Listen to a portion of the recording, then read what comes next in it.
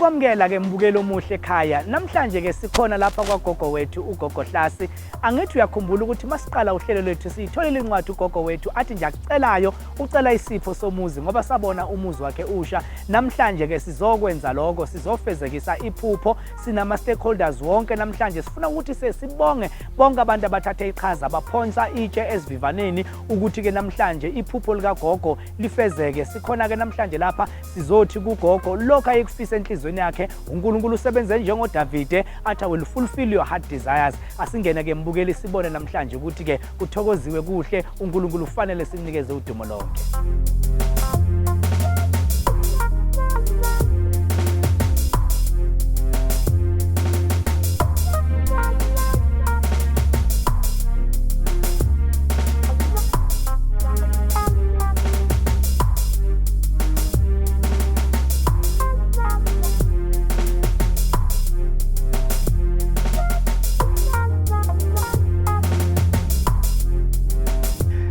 Yes, when you start something, sometimes awazi ukuthi izophelela kuphi lonto leyo.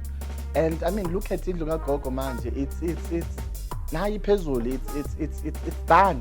Basically, it's done, and uGogo is very happy. That what makes me personally ukuthi ngifile ukuthi a contribution that we do with the program to a community. It's very hard. It's not something esicabanga ukuthi into encane nje, but it's something that is huge, that makes a huge difference.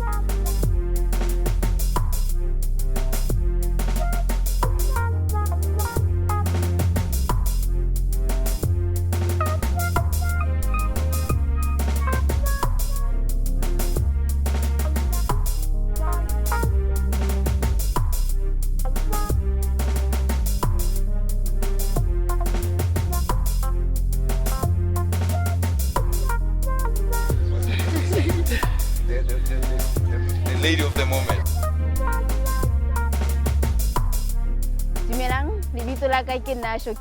And I'm from a company called Attack Limited. It's a development company in Waterfall, and we are famous for Mall of Africa. We got involved in this project of building Gogo Mahlase's house through one of our colleagues. And today the house is standing, the house is ready for Gogo and the family to move in. This was a joint effort. We had our suppliers come in, WBHO, church members, the community at large came and gave wholeheartedly to make sure that Gogo and the family move in before Christmas. We are very proud and we're very honored to be part of this project, and it's been an honor being part of it. My name is Mansai Matangu. I work for Absa Trust. We are privileged to be part of this project of building Gogo Mahlase's house. We have contributed 145,000, which helped to complete the project and to also buy furniture for Gogo Mahlase. And we would like to thank everyone who came and assist us in building Gogo Mahlase's house. Thank you.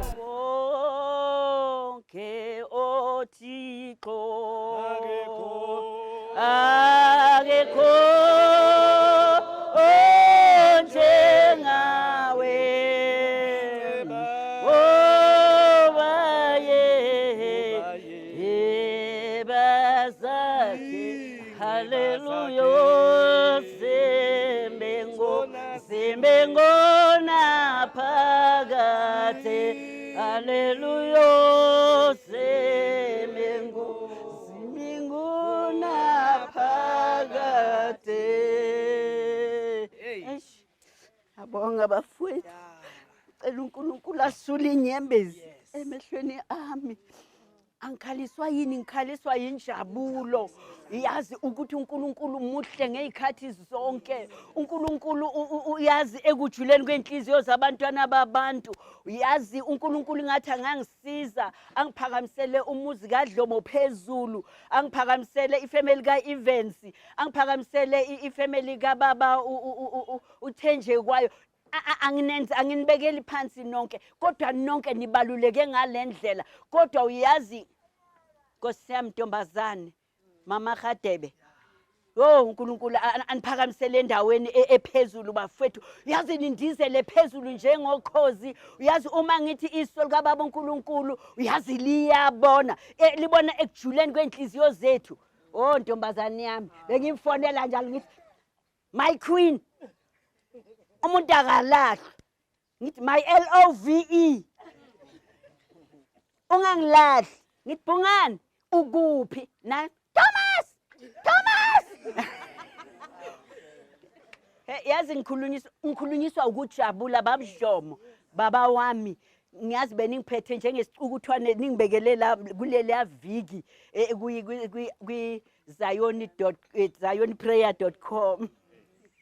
Bengisicukuthwane yazi ngathi uNkulunkulu bafethu yazi anganenzela nina kahle ngoba mina babu events anginakho shoki wami nabelungu bami bonke Warek he was here every morning.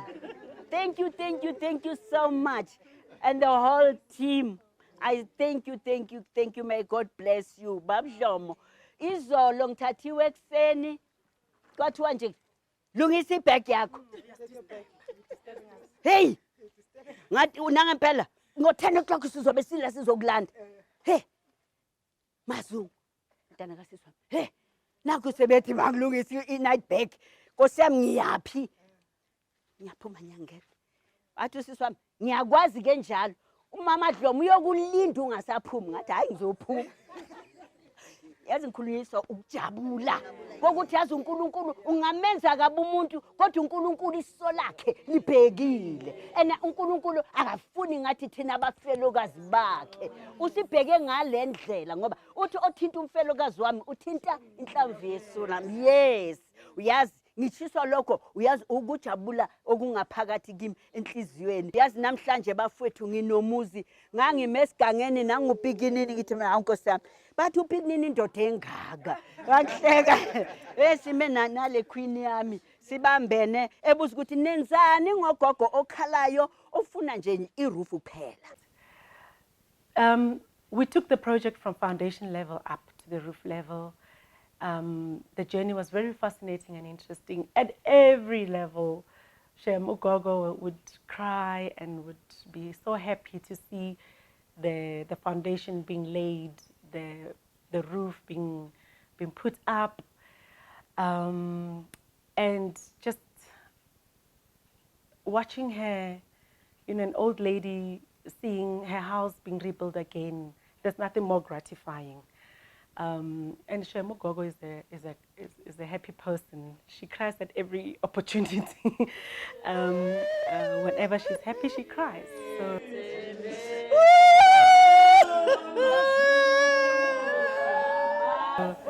It was,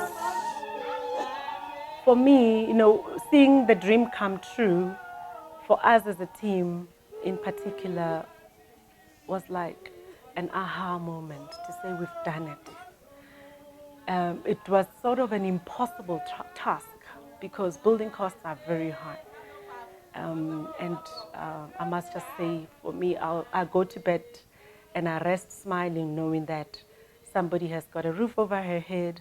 Kept uzibonele ke nawe lokhu gogo wethu acelile namhlanje ke sikufezekisile bekungesiwa amandla ethu njoba ngishilo mangiqala ukuthi ke angikuthembisi izulu nomhlaba kodwa ngikuthembisa kona ukuthi angeke kuze kwenzeke ucele ungakufumani naku futhi umbukelo omuhle ngifuna ukuveza ukuthi ke akusizwe kuphela izindlu esidila ngazo yonke into eyichallenge empilweni yakho ngiyacela ke babukelo omuhle emakhaya ukuthi asingacela izindlu kuphela futhi ke akusibo bonke abantu abashelwa izindlu akusibo bonke abadinga izindlu noma ngabe yiluphi uhlobo lengqinamba nenkinga obhekana nayo lala uwenze njani ubhale usibhalele kwaThetha Nam sikwazi ukuthi sikusize sifuna ukuthi ke sibonge kakhulu ukuthi ke namhlanje ugogo wethu nomzi wakhe sebazolala ubuthongo. Indeed it takes a village to raise a child and it takes a village ukuthi sibambisane singumphakathi inkinga yami inkinga yakho. Ngiyathemba ke mbukela ukuthi ke lolu daba lwanamhlanje luyithintile yakho inhliziyo nomakhelwane wakho senkingeni akangafe yedwa uwazi wena ukuthi lukhona uhlelo lomphakathi mtshele ke umakhelwane wakho ukuthi likhona uhlelo abathi iThetha Nam akathethe nami ke umakhelwane sikwazi ukuthi ke simsize asiqhubeke sakhe isizwe ngokubambisana up until next time same place.